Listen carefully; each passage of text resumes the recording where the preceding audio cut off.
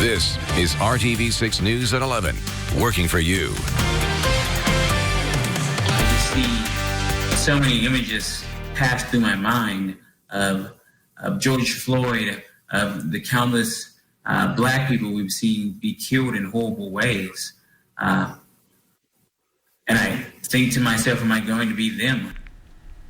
New at 11, the FBI is now investigating this alleged assault recorded in Monroe County as the victim and community supporters call for justice. Good evening, I'm Amanda Starrentino. This happened Saturday at Lake Monroe. Now, since then, it has attracted more national attention. Vox Booker, the black man seen being held against a tree in this viral video, says his attackers threatened to lynch him while he got away. Booker says the fight is not over. He wants the people who attacked him off the streets, and he wants the DNR officers who did not make any arrests held accountable. I was heartbroken when the supervising officer, the major, showed up.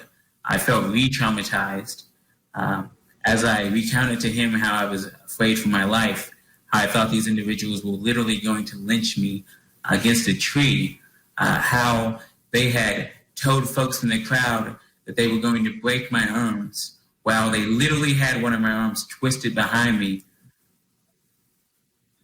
Was mind-blowing. What this officer said to me was, well, I could go arrest these guys, but they would tell me, hey, what about our property rights? We have a right to defend our property. And it was earth-shattering. The Department of Natural Resources says it continues to investigate Saturday's attack.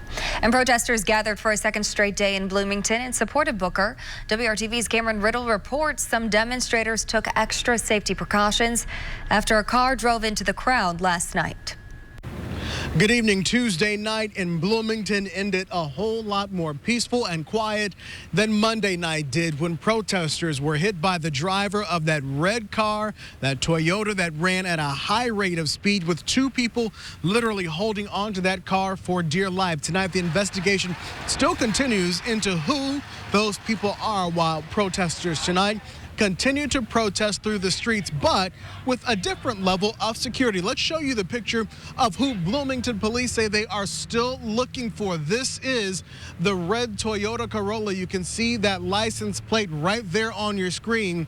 Police are looking for a man and a woman who were also inside of that car when they went through 6th and Walnut last night at about 9 o'clock. The pictures that you're seeing are actually from bystanders who caught the car coming through the area last night. That said, while that investigation is ongoing, the fight for justice for Vox Booker continues as protests again started at the Monroe County Courthouse and made their way through the downtown streets of Bloomington. But I said that there was a bit of a change in plans, and that was tonight. There was additional security. No, not from the Bloomington Police Department or the Sheriff's Office, but instead armed members of the protest serves as their own security and medical teams to keep people safe and keep an eye out for anyone who may want to drive toward protesters and cause them harm. If you were in Bloomington tonight, then you would have seen them blocking the streets to keep everyone safe. We talked with Patrick Ford, one of the protest organizers tonight, about the additional steps they took to keep the crowd safe. So yeah, we have a local group with some help from individuals in Indianapolis that are an armed security group, and that is strictly to protect our protesters from outside antagonists. We had about 8 vehicles running perimeter defense just in case anyone tried to do another attempt as what happened last night. And the whole goal is just we know we're going to be peaceful. We want to make sure that outside people aren't coming in and making our event less peaceful. And as these protests continue, possibly tomorrow, if not on Friday, protesters will continue to be accompanied by these security teams, which, as we learned tonight, are made up of a number of people who live here in Bloomington and in Monroe County. But there were also additional assistance coming from groups out of Indianapolis. Reporting tonight in Bloomington, I'm Cameron Riddle, RTV6. And in the wake of Saturday's attack at Lake Monroe, a nearly 5-year-old case in Monroe County is getting new attention. More than 83,000 people combined have signed 2 petitions calling for further investigation into what happened to Joseph Smedley. The 20-year-old IU student's death was ruled a suicide. His body was found in a lake just east of Old State Road 37 in October of 2015. Smedley's sister Vivian has been advocating for a more transparent investigation since just months after her brother's death. For a more in-depth report on the case, go to theindychannel.com. And now to the forecast. As we look live at downtown Indianapolis, it's a nice night to be outside, but Kevin is tracking another hot day ahead and timing out storms once again. Kevin. They'll develop during the heat of the day tomorrow. More on that in a second. 79, that's our temperature right now. It's warm, it's humid, but it's dry in Indianapolis. I'll circle the only area of rain within central Indiana. That's northeast of Portland. So when we wake up in the morning, dry and warm. That's the way we'll start our Wednesday. Some patchy fog potentially, especially if you had a downpour today. And we'll be at 80 degrees by 9 a.m. It happens quickly. Our warm-up. Don't forget the Storm Shield app. On these days where we have the thunderstorms popping up, it's a radar source for you. If we have some isolated warnings like today, an alarm will go off for your location. It's a weather radio for your phone. Temperatures in the lower 90s starting just after 1 o'clock in the afternoon. There are the rain chances the next several days. They peak on Friday. We'll talk about what happens on Saturday, though, coming up. There are growing concerns about safety along the canal in downtown Indianapolis after more violence at the popular attraction. Police are still investigating a shooting that left a 24-year-old woman dead early Sunday morning. Less than a week before that, a 14-year-old boy was shot and killed when he allegedly tried to rob someone. People we talked to say they will not stop enjoying the canal, but they're more alert. We also asked IMPD what is being done to improve safety. It's scary, and we have to be careful what time we're out and about and what areas we're in. It's just being a little bit more aware. I always consciously or subconsciously kind of take a quick inventory because you're down here, right? It's not like you're up high and people can see you. So I always, especially when with my wife, I always like to try to get a feel for things. We have extra officers coming in to patrol, and we're making sure our bike units are spending more time on the canal. It's better lighting. DMD has stepped up with lighting, cameras. We're installing more cameras down there. IMPD also works with State Capitol Police and park rangers who also have jurisdiction on parts of the canal. And investigators are working to learn the cause of a crash that killed a man near a busy intersection on the north side. 2 cars and a pickup collided on Harcourt Road near West 79th Street around 3:30 this afternoon. One of the cars ended up on the lawn of a nearby apartment complex. And now to the latest on the COVID-19 pandemic in Indiana from the State Department of Health. According to today's update, just over 530,000 people have been tested for the virus. About 9% have tested positive, and 2,524 deaths in the Hoosier State are now blamed on COVID-19. And more than 1,220 of those deaths happened at 180 different long-term care facilities. That means nursing homes make up nearly half of all the deaths in Indiana, yet only 12% of all the COVID-19 cases in the state. And state leaders say they will soon release where those deaths and cases have happened, but as our Call 6 Investigates Kara Kenny found, one lawmaker says more needs to be done to protect the public. Senator Jean Breaux wants to make sure that the state publishes where people have died and where outbreaks are occurring. The reality is we could face another wave of COVID-19 or another public health crisis. Since mid-April, Call 6 has been asking the state for nursing home deaths broken down by facility. We shared stories of families with loved ones in nursing homes pushing for the data to be released. It was not until July 1st that the state agreed to release the information. Long-term care facilities are vulnerable to any kind of health crisis, and that perhaps they may be even the first indicator of issues that are going on. So that's why I think legislation is a critical piece of this. The state plans to publish the data 5 months after the pandemic began. Senator Breaux plans to file a bill to make sure these kinds of delays never happen again, and to make sure the state is required to report nursing home cases and deaths by facility. Breaux says some other states have stopped reporting data because their state's executive orders have expired. And a reminder, a mask ordinance in Marion County goes into effect on Thursday. You will be required to wear a face covering in indoor public spaces and in outdoor public spaces where social distancing is not possible. Again, this is for Marion County only. And tomorrow morning, Indianapolis leaders will announce details on the city's rental assistance program. Mayor Joe Hogsett and others are set to speak at 10:30. Look for coverage on the RTV6 app and the news at noon. A statewide rental assistance program will start taking applications on Monday. Governor Eric Holcomb announced the $25 million program last month. It will provide up to $500 in assistance for 4 months. There are several eligibility requirements. The program is available to residents in every county except Marion, which receives separate federal funding for rental assistance. For more info, go to indianahousingnow.org. Why would people want to pay like a big city price tag if they can't use the amenities and they're stuck at home? Coming up, the many ways the pandemic is impacting the rental industry and how some changes could benefit renters. Also, just ahead. Anne emailed us asking, what's the risk of getting a pedicure and my brows groomed? Our partners at Newsy take that question to experts.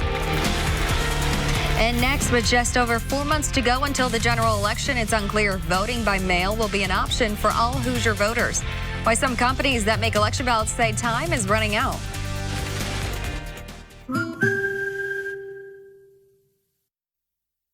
This is RTV6 News at 11, working for you. We're just running up against a timeline here that there's really no amount of wishing and hoping can change. The general election is 17 weeks away, so companies that print mail-in ballots are warning states and counties they need to decide now if a majority of residents will be able to vote by mail. RTV6's Cornelius Hawker learned creating and shipping mail ballots is a complicated process that takes time to plan. People just need to make up their mind. The counties and the states need to decide if they're going to do it or not going to do it. Jeff Ellington, president and COO of Runbeck Election Services out of Arizona, is talking about voting by mail. He says the decision needs to be made by the end of this month, preferably sooner. Normally, envelopes are ordered around the middle of July. But for Jeff's company to do their job, states must first decide what their ballots will look like and get approval from the U.S. Postal Service for the design of envelopes. Only then can mail ballot vendors start the printing process. Some states are already working with vendors, limiting the capacity of mail-in ballots they can produce for the general election.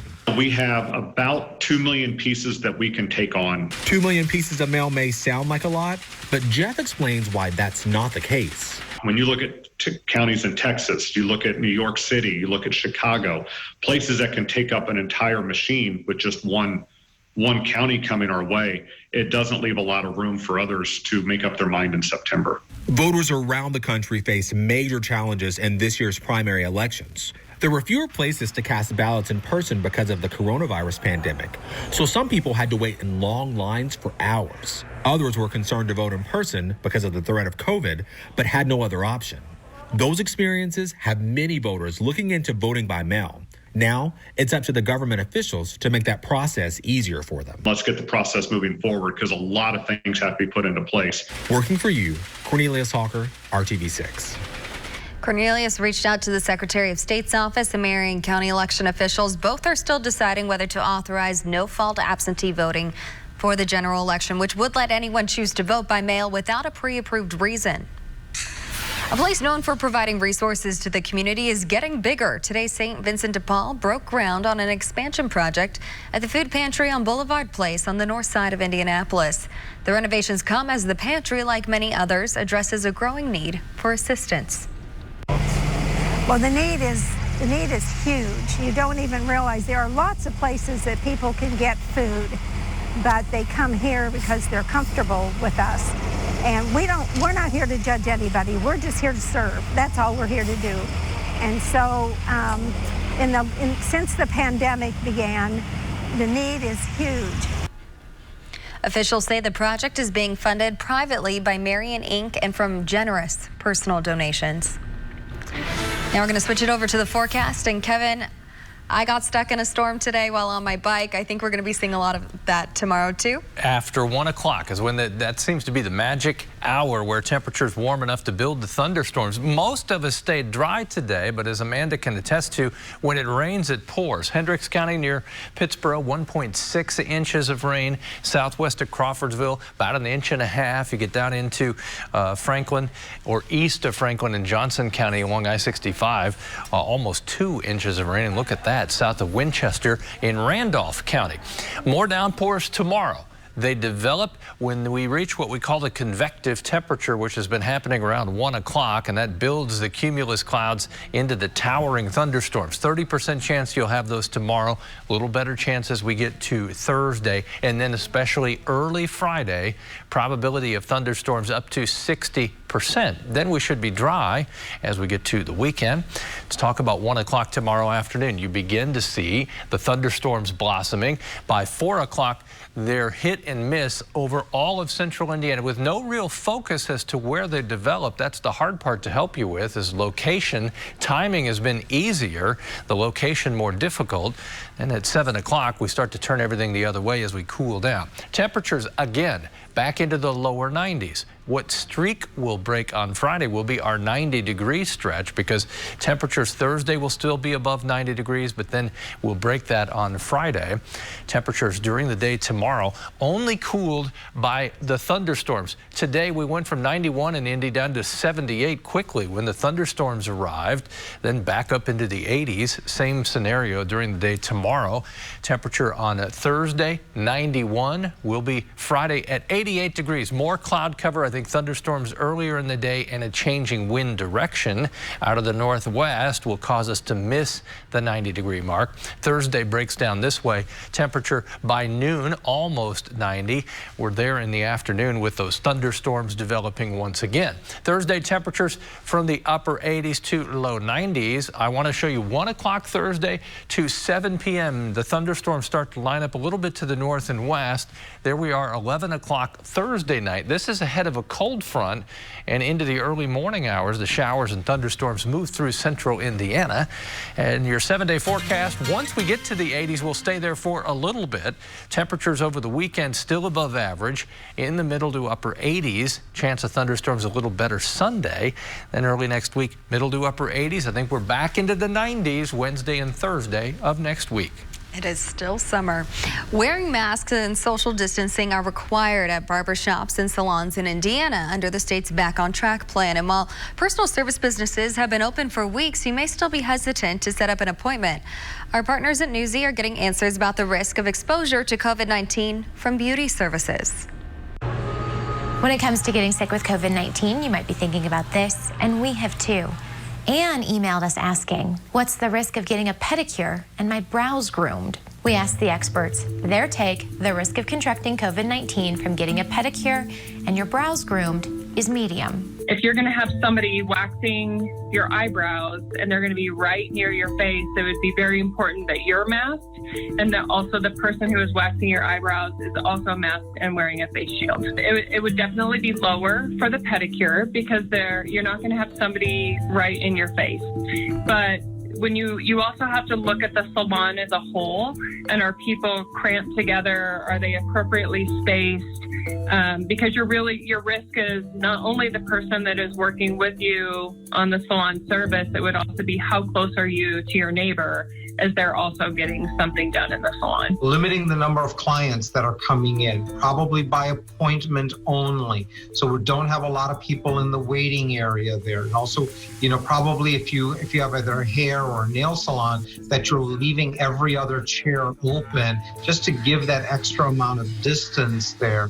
And as long as everyone's wearing masks, you definitely can safely do that. If you're in a crowded area where there's a lot of people lined up next to one another, that could be a higher risk. Things like barriers, as well as mandating masks by employees to help reduce the risk. And so that may help. But again, you're talking about you may be going into an enclosed space where there may be multiple people in the room. I would say at least it's a medium risk, but it can't be minimized with some of those strategies we just talked about. If you have a question about your risk, email us a video question to what'stherisk@newsy.com. Sandwiches. Get rallies delivered. This is RTV6 News at 11, working for you. The pandemic is having a big impact on the rental industry, and not just because of moratoriums on evictions that are in place in Indiana and many other states. Scripps reporter Kai Beach reports major cities across the country are seeing record-breaking drops in rental prices as people leave for more affordable communities. We've seen some falling prices and people not getting what they got a year ago. Property manager Brandon Schulten is seeing big price drops in some of his listings. We're at $3,040, but we started up above $3,300. Demand for units like this 2-bed, 2-bath in downtown Denver are cooling off since COVID-19 hit. Great for entertaining here. And Schulten says many of his rental properties are staying on the market 20% longer, while prices have dropped nearly 20% compared to the same time last year. And he believes the plummet is linked to the pandemic. Especially with so many remote work options now and that kind of thing, I think all of it's going to just push that pressure outward a little bit, and you'll see prices fall kind of in the urban corridor. What Schulten is seeing in downtown Denver is happening to other major metropolitan areas across the country. The pandemic has shifted the demand for rentals away from these really expensive areas. Crystal Chen is with Zumper, an apartment rental tracker. Her company's recent national rent report found one-bedroom rent prices in San Francisco fell nearly 12% year over year, the largest drop that city's ever seen. It makes sense. Why would people want to pay like a big city price tag if they can't use the amenities and are stuck at home? With more companies embracing working from home and more people looking to social distance, Chen says more renters are now leaving expensive big cities for cheaper surrounding areas. Which what we call the Brooklyn effect. Since, the important factors now is space and affordability. Space and affordability.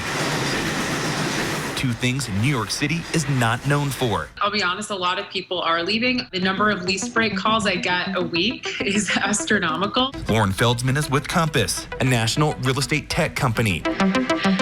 She's seeing a huge surplus of downtown apartment rental inventory since coronavirus concerns swept the country. It's a tough situation. People lost their jobs, or they're furloughed, or they have their own businesses and their businesses are really shut down or taking a huge hit. So while vacancy rates are going up, downtown renters are seeing some financial relief. And so people are negotiating down, like 10, 15, even up to 20% now because, there's so many more vacancies now than there was before. Without a vaccine, Chen predicts rental prices in downtown areas will continue this downward trend as the demand shifts from cities to the suburbs. I'm Kai Beach reporting. Get rallies delivered. The community continues to step up to fill the need for personal protective equipment. Today, the Beech Grove Fire Department received a PPE donation from the retailer Northern Tool and Equipment. The fire chief says things don't seem to be slowing down, so they need to be prepared for the long haul. Northern Tool and Equipment is also donating proceeds from safety mask sales to a first responder support group. Kevin. Temperatures rise quickly in the morning. We're back in the 90s tomorrow afternoon. Then our rain chances rise as we get past 1 o'clock. Thursday, some more showers and thunderstorms. They're most likely overnight through the first part of Friday. Then on Saturday, chance of rain just 20%. We'll spend the weekend in the 80s. Amanda? Thank you for making RTV6 your choice for news. We'll leave you with this live look outside. Looking downtown. This is a reminder, Good Morning Indiana starts at 4:30. Have a great night.